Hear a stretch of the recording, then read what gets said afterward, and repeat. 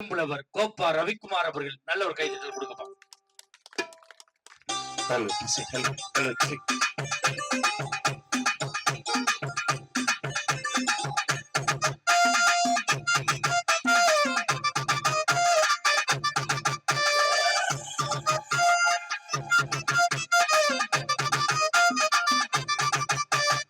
ஏழைகளை ஏற்றதில்லை முத்துமாரி, நகையை மாற்றி கொடுத்ததில்லை முத்துமாரி. ஏழைகளை ஏற்றதில்லை முத்துமாரி, நகையை மாற்றி கொடுத்ததில்லை முத்துமாரி. வாழ விட்டு வாழுகிறோம் வாழ்த்து கோரி, வாழ விட்டு வாழுகிறோம் வாழ்த்து கோரி. இனி வருகாலம் எங்களுக்கே முத்துமாரி. அம்பிகையே ஈஸ்வரியே இமையாழ வந்து கோயில் கொண்ட குங்குமக்காரி, இமையாழ வந்து கோயில் கொண்ட குங்குமக்காரி, இமையாழ வந்து கோயில் கொண்ட குங்குமக்காரி. பூக்காரியே வேப்பிலைக்காரி, பூக்காரியே வேப்பிலைக்காரி, சிறு முடுக்கையிலே பகை நிரட்டும் முத்துமாரி. அம்பிகையே ஈஸ்வரியே எம்மை ஆழ வந்து கோயில் கொண்ட குங்குமக்காரி, எம்மை ஆழ வந்து கோயில் கொண்ட குங்குமக்காரி, எம்மை ஆழ வந்து கோயில் கொண்ட குங்குமக்காரி. அம்பிகையே ஈஸ்வரியே முத்துமாரி எங்கள் மகாமாரி. அம்பிகையே ஈஸ்வரியே முத்துமாரி எம் மகாமாரி.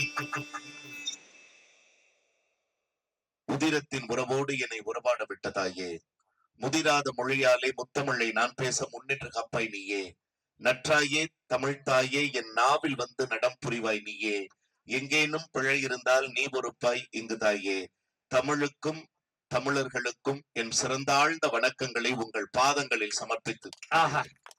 நல்லா கைதட்டுங்க. எல்லாரும் கைதட்டு சொல்றாங்கன்னு நம்ம மணிமூர்ல யாரும் தவறா நினைக்க வேண்டாம். ஒரு மனிதன் பிறக்கின்ற போது அவனுக்கு கிடைப்பது தாயினுடைய நாக்கிலிருந்து பிறக்கிற தாலாட்டு. அதே மனிதன் இந்த மண்ணை விட்டு நீங்குகிற போது கிடைப்பது உற்றார் உறவினர்களினுடைய கண்களிலிருந்து வழிகிற நீராட்டு.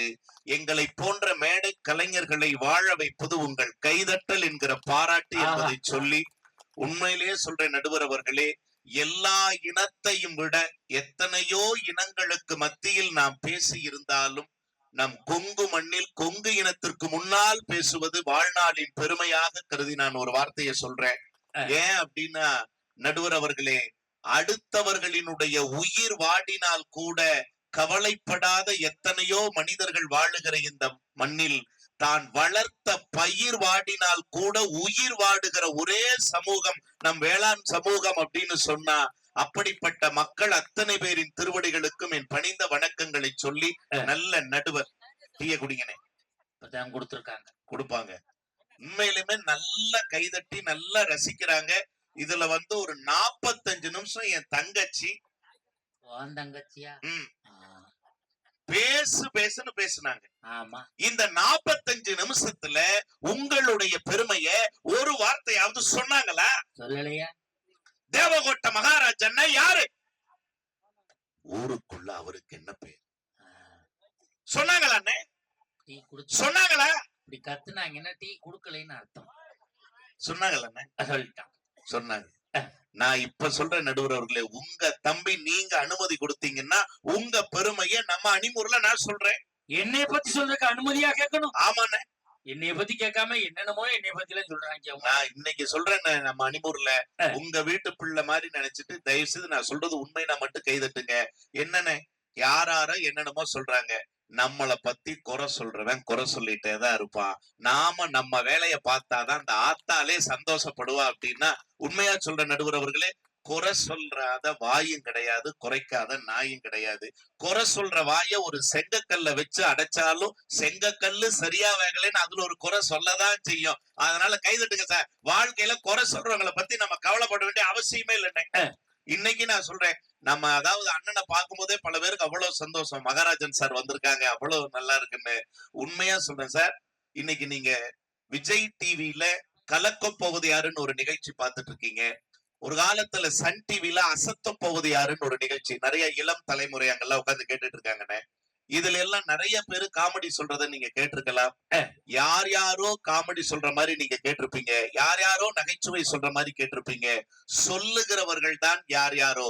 ஆனால் சொல்லுகிற நகைச்சுவைக்கெல்லாம் சொந்தக்காரர் கிரியேட்டர் யாருன்னு கேட்டா எங்கள் அன்பு அண்ணன் மேடை கலைவாணர் தேவகோட்டை மகாராஜன்னு சொன்னா உண்மையிலேயே கைதட்டல் பாருங்க எப்படி. நான் டிவில ஒரு ஜோக் எழுதி கொடுத்தேன்னா எனக்கு 500 ரூபாய் காசு கொடுப்பாங்க. சரி. அதை வாங்கிட்டு நான் பஸ்ல தான் இன்னும் சுத்துறேன். ஆ. என் ஜோக்க அவங்க பேசி 50,000 ரூபாய் சம்பளம் வாங்கிட்டு ஏசி கார்ல சுத்துறானுவோ, நான் தான் பஸ் ஸ்டாண்ட் தான் சுத்துறேன். அண்ணே நீங்க கவலையே படாதீங்க. உங்களுக்காகவும் மக்களுக்காகவும் சொல்றேன். அவங்க எல்லாம் வந்து உயரத்துல இருக்காங்க, நீங்க எளிமையா இருக்கீங்கன்னு சொல்றீங்க. நடுவர் அவர்களே, இப்ப நான் சொல்றேன், இந்த மகாமாரியம்மன் சாட்சியா புத்தர்னு ஒரு ஞானி இருந்தார் இல்லையா, அந்த மனுஷன் தரையில உட்கார்ந்து இருந்தாராம். தரையில உட்கார்ந்து இருந்த அந்த மனுஷனை பார்த்தா அந்த வழியா போன ஒருத்தன் கேட்டானா, புத்தரே நீங்க எவ்வளவு பெரிய ஞானி, நீங்க போய் சாதாரண மனுஷனாட்ட தரையில் உட்காரலாமான்னு கேட்டப்ப புத்தன் சொன்ன வார்த்தை என்ன தெரியுங்களா? தரையில் அமர்ந்திருப்பவன் ஒருபோதும் தவறி விழுவதற்கு வாய்ப்பே இல்லைனாரா. நான் கேட்கிறேன் நடுவர் அவர்களே, அந்த எளிமைதான் உங்களை என்னைக்கும் உயரத்துக்கு போகும்னா ஒரு நல்ல கைதட்டல் கொடுங்க சார். நம்ம மண்ணுக்கு வந்திருக்கிறவங்க உண்மையிலுமே என்னமோ கட்டிய மனைவியாலதான் வாழ்க்கையில மகிழ்ச்சி நிம்மதின்னு அவ்வளவு தூரம் பேசிட்டு போனாங்க. அதுக்கு பக்கத்துல ஒரு அம்மா இங்கிருந்து கூட்டு வந்தீங்க. வந்த வழியில இப்படி மீன் வாங்கின வகையில கூட்டிட்டு மீன் வாங்கின வகையில உண்மையா சொல்ற நடுவர் அவர்களே, இந்த மாதிரிப்பா திருச்செங்கோட்டுல ஒரு 7 மணிக்கெல்லாம் வந்துரு, 8 மணிக்கெல்லாம் நான் மணிமூருக்கு போகணும்னு சொன்னீங்களா இல்லையா? ஆமா. நான் வந்த அதே பஸ்ல தான் இந்த அம்மாவும் வந்தாங்க. அந்த அம்மா வந்த பஸ்ல நீ வந்தன்னு சொல்லு. இல்ல நடுவர் அவர்களே, நான் வந்த பஸ்ல தான் அந்த அம்மா வந்தாங்க. 2 பேரும் ஒரு பஸ்ல வந்தீங்க. சரி, நான் பின்வாசல் வழியா பஸ்ல இறங்கினேன். அதுதான் முறை. இந்த அம்மா முன்வாசல் வழியா இறங்குனாங்க. என்ன அவசரமோ? இந்த அம்மா முன்வாசல் வழியா இறங்கும் போது அது நாமக்கல் போற வண்டி, ஈரோட்ல இருந்து அதே வண்டியில நாமக்கல் போறக்காக ஒரு பையன் ஏறினா பாருங்க சார். இந்த அம்மா இறங்குறது தெரியாம லேசா ஒரு இடி இடிச்சுட்டாங்க. பதறீங்க நடுவர் மாதிரியா பதறீங்க. கூழு வாங்கி கொடுத்துச்சு. கூழு கொடுத்த புண்ணியவதி இன்னைக்கு தெரியாம நம்ம மேல ஒருத்தர் இடிச்சுட்டாங்கன்னா என்னென்ன செய்வீங்க? சாரி மன்னிச்சுக்கங்க. கைதட்டுங்க சார். அதுதானே சார் தமிழனுடைய பெருந்தன்மை. மன்னிச்சுக்குங்க, அதானே பெருந்தன்மை. அந்த பையனை அதே வார்த்தையை சொன்னா சார், மன்னிச்சுக்கங்கம்மா அப்படின்னா. சத்தியமா சொல்ற நடுவர் அவர்களே, பஸ் ஸ்டாண்டே வேடிக்கை பாக்குது. இந்த அம்மா அவங்கள மன்னிச்சுங்கன்னு சொன்னதையும் தாண்டி அவன் சட்டைய புடிச்சுன. இது உயரத்துக்கு அவன் சட்டையவா புடிச்சு நடுவர் அவர்களே, அது கொண்டு வந்த இந்த கட்டப்பைய பட்டு அதன் மேல ஏறி நின்னு அவன் சட்டைய புடிச்சு அப்படி திட்டுது சார். உங்க அப்பா, அவங்க அம்மா, தாத்தா, பாட்டி எல்லாரையும் அந்த திட்டுது. நம்மள அந்த கதறி அழுதுருப்போம்லனே, அந்த பையன் அப்படி சிரிக்கிறான்னு. புடிச்ச புடி அப்படி. நான் கேட்டேன், ஏண்டா தம்பி, உன் பரம்பரையவே அப்படி திட்டுதே, நீ என்ன இப்படி சிரிக்கிற அப்படிங்கிற. நம்ம ஒரே வார்த்தை சொன்னானே, முன்ன பின்ன தெரியாத என்னையே இந்த திட்டுதே, இந்த கழுவுதே, இதையும் கட்டிட்டு ஒரு மனுஷன் வாழ்ந்துகிட்டு இருக்கானே, அவன் நிலைமைய நினைச்சேன் சிரிச்சேன்னா. கைதட்டுங்க சார். பாதி பேர் வீட்டுக்காரன் நிலைமை அப்படிதானே. என்னமோ மனைவியாலதான். ஆனா உண்மையா சொல்ற நடுவர்களே, அவங்க 1000 கேள்வி கேட்டாங்கல்ல. ஆனா என்ன மக்கள் சார், அந்த அண்ணன் எல்லாம் பாருங்க, அவ்வளவு அழகா ரசிக்கிறாங்க, தாய்க்குள்ள எல்லாம் ரசிக்கிறாங்கல்ல. இதுதானே கூட்டம். போன வாரம் பட்டுக்கோட்டை கூட்டு போனீங்களே, என்ன கைதட்டுங்க சார். என்ன நகைச்சுவை தெரியுமா? முன்னுரையில மட்டும் எங்கன்னா 60 ஜோக், 60 நகைச்சுவை. ஒரு ஆள் சிரிக்கல. இங்க கேட்டாங்களாடா ஒரு விளம்பரம். இதாடா விளம்பரம். இதுதான் விளம்பரம். நடுவர் அவர்களே, 61வது ஒரு ஜோக் சொன்னாருன்னு. பெண்கள் கூட்டத்திலிருந்து ஒரு 4 பெண்கள் நாங்க வயசான ஒரு பாட்டியம்மா ஒரு கிழவை எந்திரிச்சு சிரிச்ச 4 பெண்களை ஒரு பார்வை, எங்க அண்ணனை ஒரு பார்வை பார்த்துட்டு ஒத்த வார்த்தை சொல்லுச்சு. என்ன தெரியுங்களா? படிச்ச தம்பி தேவகோட்டையில இருந்து வந்து பேசிக்கிட்டு இருக்காரு, உங்களுக்கு எல்லாம் என்ன சிரிப்பு வேண்டி கிடக்கு? தம்பி நீங்க பேசுங்க, எவனும் சிரிக்காம நான் பாத்துக்கிறேன். ஒத்த கிளவிதான் சார் என் ஜோலிய முடிச்சான். அந்த கிளவிய கூப்பிட்டீங்க வா, பக்கத்திலேயே உட்காருன்னு உட்கார வச்சு ஒரு சீப்பு வாழைப்பழத்தையும் அது வாயை திறந்தாலே உரிச்சு வாயில வச்சிருந்தேன். ஒரு சீப்பு வாழைப்பழத்தை ஒரே கிளவி முடிச்சிச்சு. போன் நம்பர் கொடுத்துட்டு போச்சு. மறுநாள் போன் பண்ணேன், என்ன பட்டிமன்றம் எப்படி போச்சுன்னு. நல்லா போகுது சார் அப்படின்னு. வாழைப்பழம். நடுவர் அவர்களே, எத்தனையோ கேள்வி கேட்டாங்கல்ல உங்க தம்பி. நான் ஒரு கேள்வி உங்ககிட்ட கேட்கிறேன், கேளியா? எத்தனை கேள்வி வேணும், நான் ஒரு பதில் சொல்லுங்கண்ணே.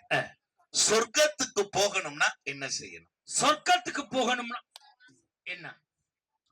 புண்ணியம் பண்ணணும். மர்மம் பண்ணணும், தர்மம். தர்மம் பண்ணணும், கண்ணு கொண்டாட்டி கண்களாங்க பாத்துக்கணும். அதெல்லாம் வேண்டாம். அடுத்தவன் சொத்த ஆட்டை போடணும். அடுத்தவன் மண்டி கமரவனும்னு கேரளா போய் செய்வன வைக்கணும். தேமரு கட்டாயி லிம்பு கட்டாயி குழிக்குள்ளேயே அவர் ஆடு பூரா மாட்டோம்னு நினைக்கணும். என்னண்ணே இப்படி சொல்றான் அவங்க? பாதிக்க அவங்க விட்டுருங்கண்ணே, நீங்க சொல்லுங்கண்ணே. என்ன கேட்ட? சொர்க்கத்துக்கு போகணும்னா என்ன செய்யணும்? ஒன்னே ஒண்ணுதாயா. என்னண்ணே? செத்தா சொர்க்கத்துக்கு போலாம். என்னண்ணே எப்படி சொல்லிட்டீங்க? இதே நம்ம அணிமூர்ல சொல்ற நடுவர் அவர்களே, சொர்க்கத்துக்கு போகணும்னா சாகணுங்கிற அவசியம் இல்ல. அணிமூர் மாதிரியான அம்சமான இந்த மாதிரியான அன்பான கிராமத்துல பிறக்கிறதே நமக்கு வாழ்க்கையில ஒரு சொர்க்கம்னா கைதட்டுங்க சார். இதை விட என்ன சொர்க்கம் இருக்க போகுது? அழகா இசைஞானி இளையராஜா ஒரு பாட்டுல கொடுத்தாரு பாருங்க.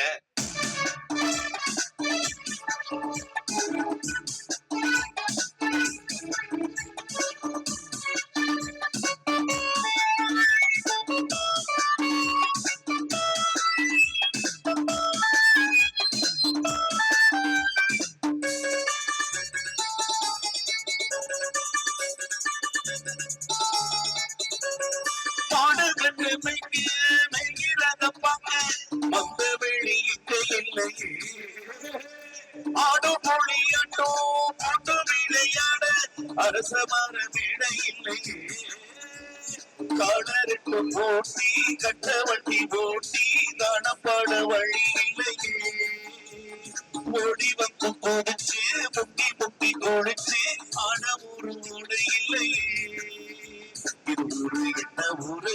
நம்ம ஊரு ரொம்ப மேலே அடவோடு பணக்காரு வீணான பரப்பாரு நம்ம ஊர போது ஊரும் ஏது சொர்க்கமே என்றாலும் அது அடிமாற போல வருமா? அட என்னாடு என்றாலும் அது நம் நாட்டு கீழாகுமா? பல தேசம் பேசும் மொழிகள் தமிழ் போலி நீடுமா? சொர்க்கமே என்றாலும் அது நம்மூர போல வருமா? அட என்னாடு என்றாலும் அது தமிழ்நாட்டை போல வருமா? இசைக்கலைஞர்களுக்காக ஒரு நல்ல கைதட்டல் கொடுங்க. என்ன அழகா ஆனா ஒரு 4 விஷயம் நான் நறுக்குன்னு சொல்றேனே. பெத்த தாய வந்து சாதாரணமா சொல்லிட்டு போயிட்டாங்க. நான் கேக்குறேன் நடுவர் அவர்களே, வாழ்க்கையில மனைவிங்கிறது பாதியில் வந்த உறவு. ஆனா தாய்ங்கிறது தாங்க ஆதியில் வந்த உறவு. அப்படின்னா பாதியில் வந்த உறவை விட ஆதியில் வந்த உறவு தான் முக்கியம். உங்க உறவுங்கிறது தாலிக்கொடி உறவு. ஆனா எங்க உறவுங்கிறது தொப்புள் கொடி உறவு. நடுவர் அவர்களே, சாகர வரைக்கும் அந்த உறவை மறக்க முடியுமா? நம்ம சாதாரணமா ஒரு வார்த்தை சொல்லிட்டாங்க நடுவர் அவர்களே. அன்னைக்கு சென்னையில உங்களுக்கு கிடைச்ச ஒரு வாய்ப்பை தம்பிக்கு கொடுத்தீங்கல்ல? ஆமா. ஒரு சங்கத்தை, என்னென்ன சங்கத்துல நீங்க பேசிருக்கீங்க? வியாபாரிகள் சங்கம், கைதட்டல் கொடுங்க சார். வணிகர் சங்கத்துல பன்னாட்டு அரிமா சங்கம், அரிமா சங்கம், ரோட்டரி சங்கம், இளம்பியல் சங்கம், சங்கங்கள்ல பேசியிருக்காங்க. அன்னைக்கு அண்ணன் போக முடியாம என்ன ஒரு சங்கத்துக்கு அனுப்பிச்சு விட்டார். என்ன தெரியுங்களா? மனைவிக்கு பயப்படாத ஒரு சங்கம். மெட்ராஸ்ல 100 பேர் சார் உறுப்பினர்கள். போன உடனே என்ன பேச கூப்பிட்டாங்க. போன உடனே கேட்டேன், இதுல 100 பேர் உறுப்பினர்களா இருக்கீங்க, இதுல யாரெல்லாம் பொண்டாட்டிக்கு பயப்படுறவங்க கைய தூக்குங்க அப்படின்னு. நம்ப மாட்டீங்க ஐயா, 99 பேர் கைய தூக்கிட்டாங்க. பயந்துட்டான். 99 பேர் பயப்படுறாங்க, அப்படி கையை தூக்கிட்டாங்க. ஒரே ஒரு ஆள் மட்டும் அப்படி கையை கட்டியே இருந்தானே. 99 பேரு கையை தூக்க, ஒரே ஒரு ஆள் மட்டும் கை கட்டி இருக்கான்னுட்டு. ஆம்பளைன்னா நீதாயா ஆம்பளை, பொண்டாட்டிக்கு பயப்படாது, உனக்குதாயா பொன்னாடுன்னு சொல்லி எனக்கு போத்துன பொன்னாடு எடுத்து அந்த ஆளுக்கு போத்துற, வாயை மூடிட்டு கம்முனு போடான்னா. ஏய் அண்ணன், நேத்து அவ அடிச்ச அடியில தாண்டா 2 கையும் தூக்க முடியாம உட்கார்ந்துருக்கேன்னா. அந்த தலைவர் ஜெய்சங்கர் தான். ஆமா, ராஜா ஜெய்சங்கர்.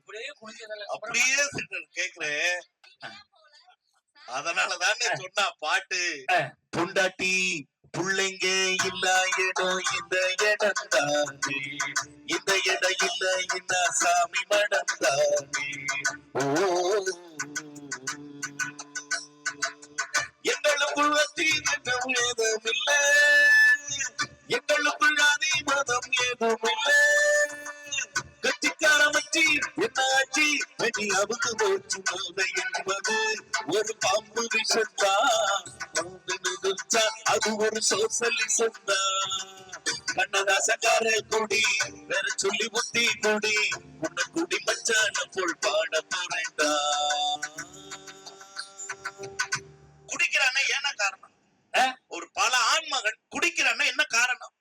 பொம்பளைங்க தான் காரணம். கைதட்டுங்க சார். பால இது உண்மை ஆராய்ச்சி. ஆம்பளை குடிக்கிறான்னா அதுக்கு பெண்ணை பொண்டாட்டி தான் காரணம். எப்படின்னு? ஒரு காலத்துல பெத்த பிள்ளைக்கு 1 வருஷம் 2 வருஷம் தாய்ப்பால் கொடுத்தாங்க. இப்ப யாராவது 1 வருஷம் 2 வருஷம் தாய்ப்பால் கொடுக்குறாங்களா? 3 மாத்தையில ஒரு பாட்டில்ல பால் அடைச்சு குர்ரா குர்ரா குர்ரா குர்ரா குர்ரா 3 மாத்தையில பாட்டில குடிக்க ஆரம்பிச்சவன் கடைசி வரைக்கும் பாட்டில குடிச்சுக்கிட்டே இருக்கிறான். யாரு காரணம்? ஒரு காலத்துல தாய்ப்பால் கொடுத்தாங்க, தாய் மேல பாசம் வந்துச்சு. இப்ப பாட்டு பால் கொடுக்குறாங்க, பாட்டு மேல பாசம் வந்துச்சு. நம்ம கையில என்ன இருக்கு? அத சொல்லுங்க.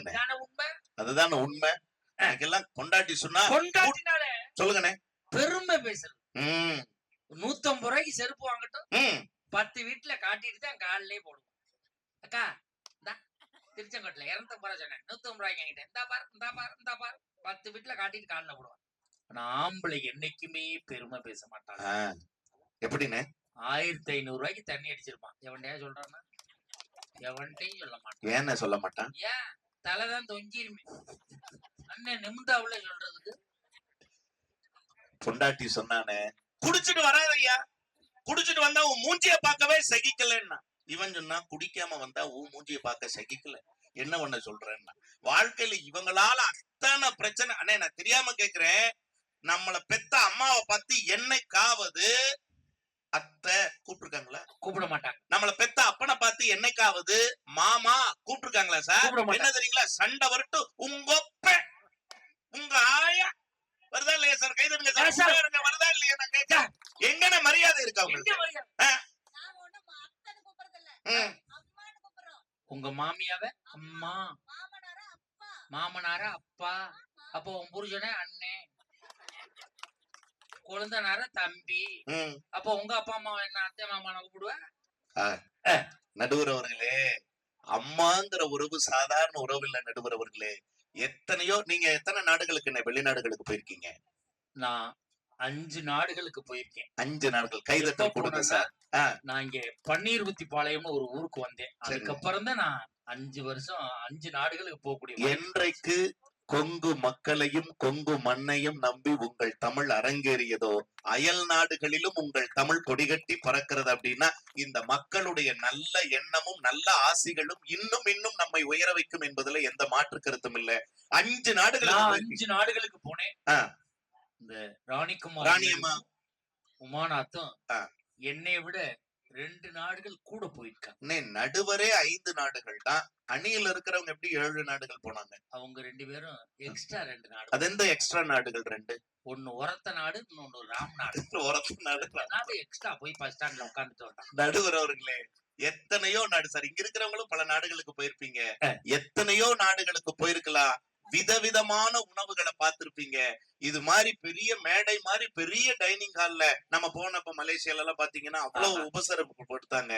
உண்மையா சொல்றேன் சார், அத்தனை உபசரிப்புல இது சைனா ஃபுட்டு சார், இது வந்து அந்த ஃபுட்டு, இது நார்த் இந்தியன் ஃபுட்டு, இது சவுத் இந்தியன் ஃபுட்டுன்னு 1000 உணவுகள் காட்டினாங்க சார். ஆனா 1000 உணவுகளை விட, நீங்க பார்க்காத அந்த உணவுகளை விட, நாம் பார்க்காத உணவுகளை விட நினைச்சாலே மனச நிறைக்கிற உணவு எது தெரியுங்களா? பெத்த அம்மா அப்படி சாம்பாரையோ பருப்பையோ இத்தினோண்டு சாப்பாட்டுல போட்டுட்டு அவ கையால உருட்டி ஒரு வாய் கொடுப்பா பாத்தீங்களா? அந்த உணவுக்கு எந்த இடத்துல ஏதாவது இருக்கானே நான் கேக்குறேன். எந்த உலக சுவையாவது அதுக்கு பக்கத்துல வர முடியுமா நடுவர் அவர்களே? கிடையாதுங்க.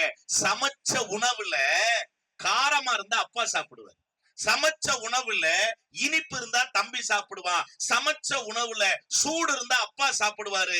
ஆனால் சமைத்த உணவில் மிச்சம் இருந்தால் மட்டும்தானே பெத்த தாய் வீட்டுல சாப்பிடுறான்னா அதுதானே தாயினுடைய அன்புங்கிறது. உண்மையா? உண்மைதானே? நியாயம். சொல்லுங்கண்ணே. உண்மையிலே சொல்லுங்கண்ணே. அம்மா சமையலுக்கும் பொண்டாட்டி சமையலுக்கும் ஒரே ஒரு வித்தியாசம் தான் இருக்கு. என்னண்ணே? மூக்கு பிடிக்க சாப்பிட்டோம்னா அம்மா சமையல் சரி, மூக்க புடிச்சுக்கிட்டே சாப்பிட்டோம் அதுதான் பொண்டாட்டி சமையல். இன்னொரு வித்தியாசம். என்னென்ன வித்தியாசம்? நரைச்ச முடி கிடந்தா அம்மா சமையல், கருப்பு முடி கிடந்தா பொண்டாட்டி சமையல். செம்பட்ட முடியல ஓன் சமையல். நடுவர் அவர்களே, மனைவியின் சமையலுக்கும் அம்மாவின் சமையலுக்கும் அழகா ஒரு வித்தியாசத்தை சொன்னீங்க. நடுவர் அவர்களே, மனைவியின் சாப்பாட்டுக்கும் அம்மாவின் சாப்பாட்டுக்கும் என்ன இன்னொரு வித்தியாசம் தெரியுங்களா? பசிக்கும் போது சோறு போடுபவள் மனைவி, நான் இல்லைன்னு சொல்லல. ஆனால் பசிக்க விடாமல் சோறு போடுபவள் தான் தாய். பசிக்க விடாமல் சோறு போடுபவள் தான். நான் கேக்குறேனே, பாண்டவர் பூமின்னு ஒரு படம், அந்த படத்துல ஒரு பாட்டு சார், எப்பாவது வாய்ப்பு இருந்தா மீண்டும் அந்த பாட்டை கேட்கும் போது உங்களுடைய தாயை நினைச்சுக்குங்க. என்னைக்குமே அந்த அம்மா கையில கொடுத்த அந்த ஒருவேளை சோறு நான் மரணப்படுக்கையில் கிடக்கும் போது கூட நம் கண் முன்னர் வந்து போகும் அப்படின்னா பெத்த தாய்க்கு ஒரு கைதட்டல் கொடுங்க. அந்த மகிழ்ச்சி யாராவது கொடுக்க முடியுமானே?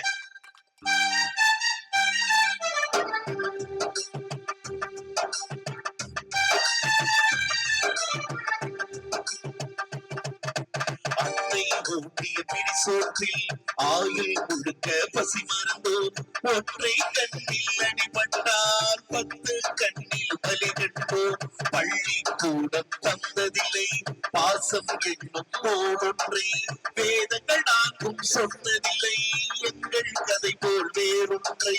கண்களும் அழுதிட பழகவில்லை, கவலைகள் இதுவரை முளைத்ததில்லை, கருப்பா சிவப்பா தெரியவில்லை, காரணம் இதுவென புரியவில்லை. சேகரித்து வைப்பதற்கு தேவையின்றி எதுவும் இல்லை, இறைவனுக்கும் எங்களுக்கும் இடைவெளிகள் இருந்ததில்லை, நிலவுகள் கூடி பூமியில் வாழ்ந்தது அது ஒரு பொற்காலம்.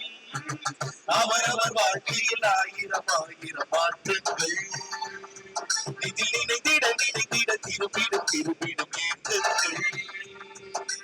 அது ஒரு அழகிய நிலாக்கால் கனவினில் அடிக்கடி உலா போகும், அது ஒரு அழகிய நிலாக்கால் கனவினில் அடிக்கடி உலா போகும், நிலவுகள் கூடி பூமியில் வாழ்ந்தது அது ஒரு பொற்காலம். அவரவர் வாழ்க்கையில் 1000 மாற்றங்கள், இதில் நினைத்திட நினைத்திட திரும்பிடும் திரும்பிடும் ஏற்றங்கள். சார் வாழ்க்கை இதுதானே வாழ்க்கை. நிறைவா 2 செய்தினே. வாழ்க்கையில உண்மையிலுமே நம்முடைய இந்து சமயம் எத்தனை வேதங்கள்னு சொல்லுது? 4 வேதம். ரிக்வேதம், யஜுர்வேதம், சாமவேதம், அதர்வண வேதம்னு. அந்த 4 வேதங்களில் பழமையான வேதம் எது என்று கேட்டால் ரிக்வேதம் தான்.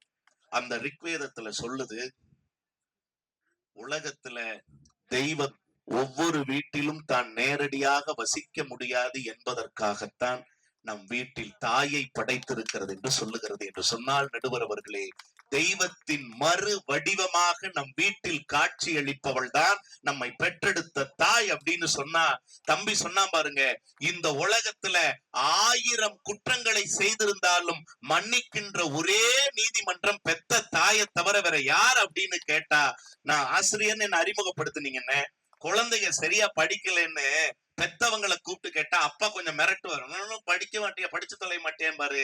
ஆனா அம்மா ஒருபோதும் பிள்ளைய விட்டு கொடுக்க மாட்டா. வாத்தியாருக்கு ஆறுதல் சொல்லிட்டு போவாங்க. அம்மா என்ன தெரியுமா, தம்பி என்ன சொல்லுவாங்க, தம்பி ஆடி போய் ஆவணி வந்தா என் புள்ள டாப்பா வந்துருவான்னு ஆசிரியர்களுக்கே ஆறுதல் சொல்லுகிற அம்மாக்களை நான் பார்த்திருக்கேன்னு சொன்னா நடுவர் அவர்களே, அந்த அம்மாக்களால வாழ்க்கையில மகிழ்ச்சி வராதா? நான் சொல்றேனே, அந்த அம்மாவுடைய பெரிய பெரிய மாளிகைட்ட வாழ்றதை விட, பெரிய பெரிய பட்டு மெத்தையில படுத்து தூங்குறதை விட சுகம் என்ன தெரியுங்களா? ஆத்தா எத்தனையோ பேருக்கு அம்மா இறந்து போயிருப்பாங்க, இறந்து போனவங்களுடைய சேலைய வச்சுட்டு தூங்கும் போது பலருக்கு ஒரு சுகம் இருக்கும் பாருங்க. அது அந்த ஆத்தா மடியிலேயே படுத்து தூங்குற மாதிரி ஒரு சுகம் வரும்னா நடுவர் அவர்களே, அழகா ஒரு நாட்டுப்புறத்தான் சொன்னா என்ன பாட்டு தெரியுங்களா? 4 வரி மட்டும் பாருங்க, நேரம் இல்ல. அந்த அம்மாவோட சேலைக்கு எவ்வளவு மகிழ்ச்சி இருக்கு, சந்தோஷம் இருக்குன்னு சொல்லி பாருனா என்ன கொஞ்சம் கொடு. ஆத்தாவும் சேல அந்த ஆகாயத்தை போல தொட்டில் கட்டியாட துளி கட்டி தூங்க, ஆத்துல மீன் பிடிக்க அப்பனுக்கு தலதோவட்ட, தொட்டாலே சேத்தனுக்கே தோணும், நான் செத்தாலும் என்ன புத்த வேணும். ஆத்தாவும் சேல அந்த ஆகாயத்தை போல, ஆத்தாவும் சேல அந்த ஆகாயத்தை போல தொட்டில் கட்டி தூங்க துளி கட்டி ஆட, தலதுவண்டு தொட்டாலே சேர்த்தடிக்க தோணும்.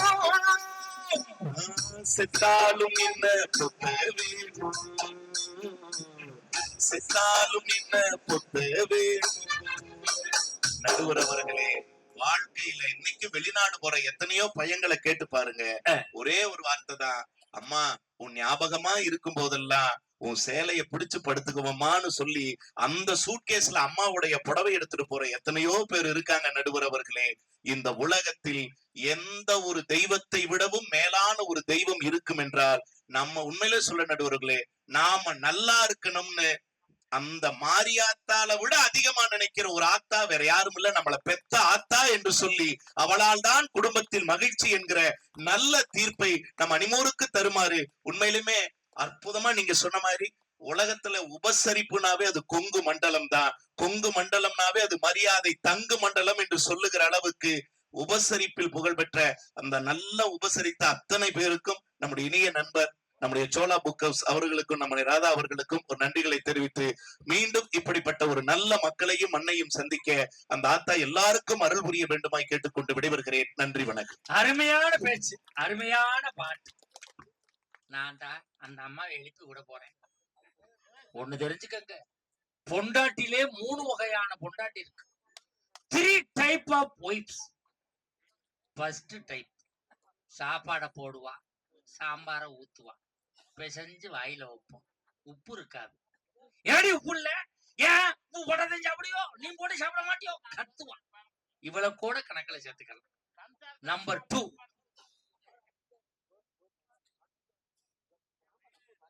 என்னன்னு மாமா இந்த பாட சொல்றேன் மாமா, கேக்குறாங்கல்ல இந்த அவ்வளவுதான், இந்த முடிச்சு விட்டுருவோம். நாங்க வீட்டுக்கு போறது ரெடியா இருக்கோம். நடிப்பில்லாத நாடகம் இல்லை, நடிப்பில்லா